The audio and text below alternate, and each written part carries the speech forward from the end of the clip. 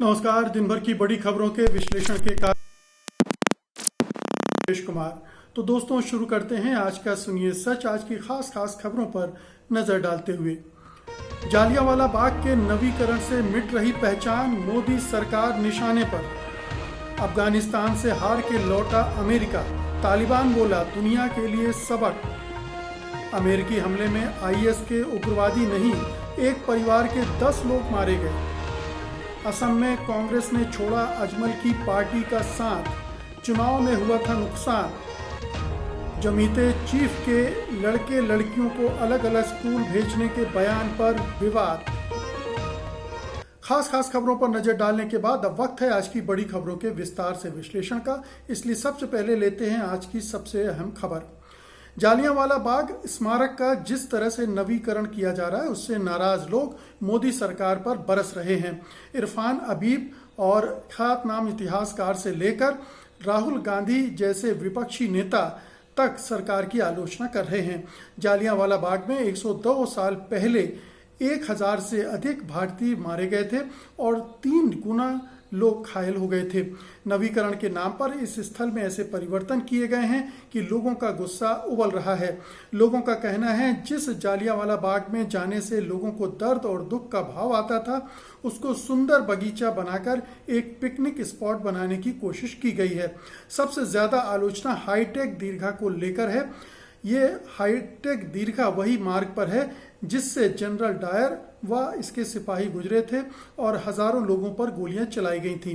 प्रधानमंत्री नरेंद्र मोदी ने शनिवार को पुनर्निर्मित परिसर का उद्घाटन किया था और जब इसके लेजर व लाइट शो के वीडियो सोशल मीडिया पर आए तो लोगों की प्रतिक्रियाएं भी आने लगीं।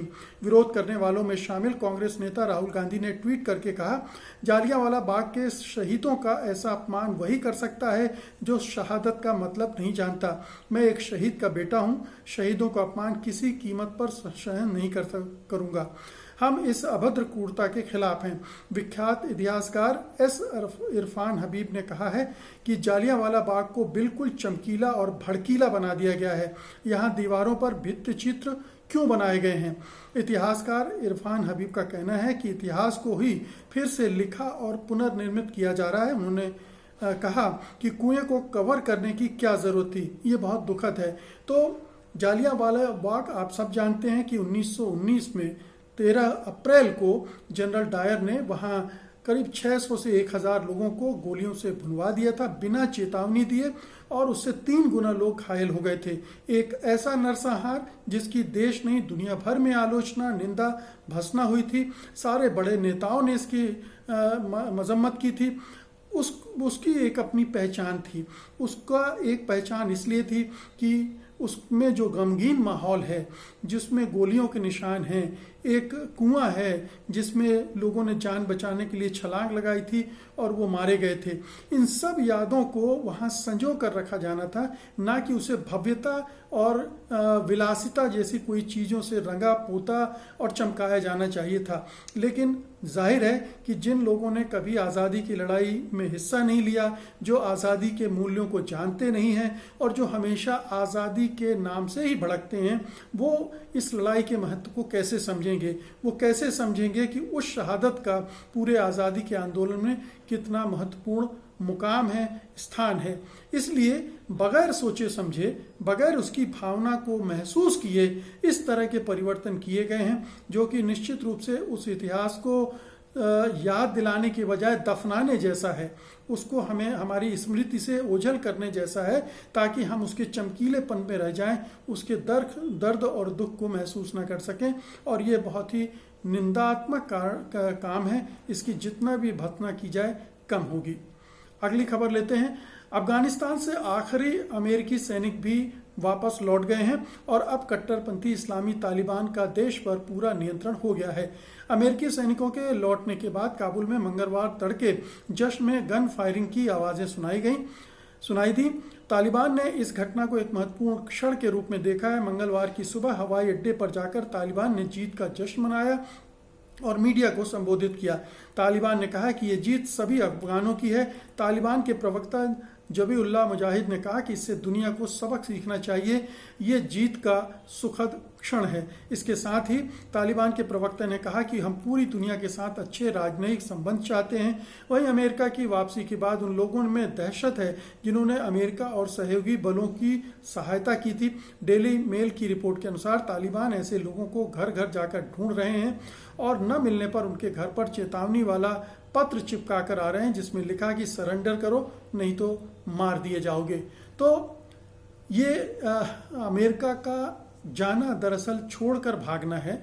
भाग गया अमेरिका कहना ज़्यादा अच्छा होगा, क्योंकि जिस पर्पज के लिए, जिस मकसद के लिए वो अफगानिस्तान गया था वो पूरा नहीं कर पाया और एक तरह से तालिबान जिसे वो रोकना चाहता था अब रोक नहीं पाया और उसने सत्ता पर कब्जा भी कर लिया और देश छोड़कर अमेरिकी फौजियों को भागना पड़ा है। तो ये एक शर्मनाक क्षण है अमेरिका के इतिहास के लिए। दूसरी बात यह है कि एक बार फिर अफगानिस्तान ने साबित कर दिया कि अफगानिस्तान साम्राज्यवादियों की कब्रगाह है। पहले रूस को भागना पड़ा, उसके पहले ब्रिटिश साम्राज्य को भी हार का मुंह देखना पड़ा था और अमेरिका भी अब उसी तरह से मुंह चुराकर भाग गया है। तो एक सबक है कि किसी दूसरे देश में अगर आप हस्तक्षेप करते हैं तो उसके क्या नतीजे हो सकते हैं। यही अमेरिका को वियतनाम में भी भुगतना पड़ा था। अब तालिबान का राज है और तालिबान बदला लेने की नीयत से कुछ कुछ करते दिख रहे हैं। देखना है उनमें कितना परिवर्तन आया है। वो कह तो रहे हैं कि हम सभी देशों के साथ संबंध अच्छे चाहते हैं, उसके लिए वो क्या प्रयास करते हैं, अपने आप को कितना बदलते हैं, इस पर नजर रहेगी। अगली रिपोर्ट लेते हैं। अमेरिका ने रविवार को जिस ड्रोन हमले में इस्लामिक स्टेट खुरासान को निशाना बनाने जाने का दावा किया था उसमें एक ही परिवार के 10 लोगों के मारे जाने की खबर है। उनमें 7 बच्चे शामिल हैं। मृतकों में अमेरिकी चैरिटी संगठन और अमेरिकी सेना के साथ एक कॉन्ट्रैक्टर के तौर पर काम करने वाला एक व्यक्ति भी शामिल है। रविवार को जो लोग ड्रोन हमले में मारे गए उनके परिवार वालों के हवाले से दावा किया गया है कि वे अफगानिस्तान के आम नागरिक थे। ड्रोन हमले में अफगान नागरिकों के मारे जाने की रिपोर्टों पर पेंटागन ने भी इस संभावना को स्वीकार किया है कि ड्रोन हमले में अफगान नागरिक मारे गए थे, लेकिन इसके साथ ही ये भी कहा गया कि किसी भी नागरिक की मौत वाहन में विस्फोटकों के विस्फोट से हुई थी जिसे निशाना बनाया गया था। पेंटागन के मुख्य प्रवक्ता जॉन एफ किर्बी ने सोमवार को नागरिकों के हताहत होने की रिपोर्ट के बारे में कहा, हम इस पर विवाद करने की स्थिति में नहीं है। उन्होंने पेंटागन के पहले के बयानों को दोहराया कि सेना हामिद करजई अंतर्राष्ट्रीय हवाई अड्डे से 2 मील की दूरी पर एक वाहन पर हमले की जांच कर रही थी। तो बहुत स्पष्ट है, बहुत साफ है कि अमेरिकी सेना ने बहुत ही गलत तरीके से हमला किया था, ठीक से निशाने की पहचान नहीं की थी और जिस इरादे से भी किया गया वो हमला, चाहे बाइडन ये दिखाना चाहते हो कि वो बदला ले रहे हैं, लेकिन वो गलत निशाने पर लगा और 10 निर्दोष लोग उसमें मारे गए हैं। ये बाइडन के लिए एक और शर्मनाक खड़ी होगी। पहले ही वो घिरे हुए हैं अमेरिका में, अब एक और ये ऐसा मुद्दा आ गया है जिससे उन्हें राहत मिलनी जल्दी ही मुश्किल लगती है। अगली खबर लेते हैं। कई राज्यों में सियासी मुश्किलों से दो चार हो रही कांग्रेस ने ऐलान किया है कि असम में वो all India United democratic front यानी AIUDF के साथ महाजोत यानी महागठबंधन में नहीं रहेगी। महाजोत में AIUDF ही कांग्रेस का सबसे बड़ा सहयोगी दल था। गुवाहाटी में असम प्रदेश कांग्रेस कमेटी की 4 घंटे तक चली बैठक में ये फैसला लिया गया। इसके अलावा एक दूसरे सहयोगी दल बोडोलैंड पीपल्स फ्रंट के साथ गठबंधन रखा जाए या नहीं, इस बारे में फैसला हाईकमान पर छोड़ दिया गया है। साथ छोड़ने के पीछे वजह कांग्रेस ने यह बताई है कि AIUDF के नेता लगातार बीजेपी की तारीफ कर रहे थे। AIUDF के साथ गठबंधन टूटने के अलावा बीते कुछ दिनों में असम में कांग्रेस के 2 विधायकों ने पार्टी को अलविदा कह दिया है। आने वाले वक्त में असम में 5 सीटों पर उपचुनाव होने हैं। ऐसे में महाजोत से एक बड़े दल के निकल जाने के क्या नतीजे होंगे, असम कांग्रेस ने इस बारे में जरूर विचार किया होगा। उपचुनाव वाली सीटों पर जीत हासिल करना भी कांग्रेस के लिए अब एक बड़ी चुनौती है। कांग्रेस के इस फैसले पर AIUDF का कहना है कि यह फैसला बेहद अपरिपक्व है और इससे बीजेपी को ही फायदा होगा। दरअसल बात यह है कि जो असम का ऊपरी इलाका है जिसे अपर असम कहते हैं, वहाँ हिंदुओं की बहुलता है और इस चुनाव में अगर कांग्रेस की हार का कारण था तो उस इलाके में उसका खराब प्रदर्शन था और उसकी एक बड़ी वजह यह मानी जाती है कि उसने AIUDF से गठबंधन किया था जिसका मैसेज हिंदुओं में अच्छा नहीं गया। तो अब कांग्रेस अपनी इस गलती को सुधारना चाहती है और चाहती है कि ऊपरी असम में अपनी पैठ बनाए, क्योंकि निचले असम में उसको उतनी समस्या नहीं है सीटें जीतने में, या अगर AIUDF जीतती भी है तो अंततः तो वो उसके साथ आएगी और इसके पीछे यही राजनीति दिख रही है। आज की अंतिम खबर लेते हैं। अपने विवादास्पद बयानों को लेकर कई बार सुर्खियों में रहने वाले जमीयत उलेमा हिंद के प्रमुख अरशद मदनी ने लड़के लड़कियों के लिए अलग अलग स्कूल खोलने की जरूरत बताई है और को एजुकेशन का विरोध किया है। उन्होंने गैर मुस्लिम अभिभावकों से कहा है कि वे अपनी बच्चियों को लड़कियों के स्कूल में ही भेजें। उन्होंने तर्क दिया है कि दुनिया का कोई भी धर्म अनैतिकता का पाठ नहीं पढ़ाता है। जमीयत की कार्यकारिणी समिति की एक बैठक हुई जिसके बाद एक बयान जारी करके शिक्षा पर जोर दिया गया है। मदनी ने कहा, आज़ादी के बाद ही सरकारों ने एक नीति के तहत मुसलमानों को आधुनिक शिक्षा से दूर रखा। उन्होंने कहा कि मुसलमान जानबूझकर पढ़ाई नहीं छोड़ते, क्योंकि ऐसा होता तो वे मदरसे खोलते ही क्यों। जमीयत ने अपने बयान में संपन्न लोगों से अपील की है कि वे अपने अपने क्षेत्र में लड़के व लड़कियों के अलग अलग स्कूल व कॉलेज खोलें। उन्होंने कहा कि कोई धर्म अनैतिकता व अश्लीलता की शिक्षा नहीं देता है, बल्कि उनकी मजम्मत करता है। जमीयत उलेमा के अरशद मदनी के बयान का समर्थन करने वाले भी सामने आ गए हैं।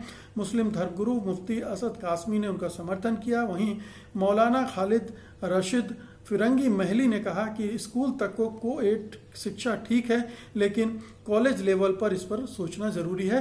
तो बहुत ही निहायत ही दकियानूसी विचार है। अब ये दुनिया खुल गई है, यहाँ लड़के लड़कियाँ मिलकर पढ़ें, उनके बीच भी एक समझदारी बने, ये बहुत ज़रूरी है। ये मध्य युगीन दौर में हम नहीं जाना चाहते हैं। हम उस दौर में नहीं जाना चाहते हैं जहाँ स्त्री और पुरुष को दूर दूर रखा जाता है, उनके बीच किसी तरह के संबंध को अपवित्र माना जाता है सिवाय शादी विवाह के। तो ये एक घटिया सोच है, पिछड़ा सोच है और समाज को पीछे ले जाने वाला सोच है। इसका विरोध होना चाहिए, इसको कतई स्वीकार नहीं किया जाना चाहिए। और जो मुस्लिम समाज के जो आधुनिक सोच वाले लोग हैं, प्रगतिशील सोच वाले लोग हैं, उन्हें इस तरह के कट्टरपंथी, फिरका परस्त और दकियानूसी विचार रखने वाले लोगों से की मजम्मत करना चाहिए। और जो मुसलमान हैं उनको कहना चाहिए कि आप खुल कर जाइए। और जो को-एड है वो एक नए तरह का सोच, नए तरह की आज़ादी और नए तरह की भावना पैदा करती है, समानता की भावना पैदा करती है, इसलिए वो बहुत ज़रूरी है। इसका कतई इसको स्वीकार नहीं किया जाना चाहिए। बहरहाल आज की इस सुनिए सच में बस इतनी ही सी खबरें हैं और उनका विश्लेषण उम्मीद है कि आपने पसंद किया होगा। और अब मैं आपसे अनुमति चाहूँगा, कल फिर हाजिर होऊंगा इसी वक्त खास खबरों के साथ, उनके विश्लेषण के लिए। तब तक के लिए नमस्कार, जय हिंद। सत्य हिंदी का ऐप डाउनलोड करें गूगल प्ले स्टोर पर।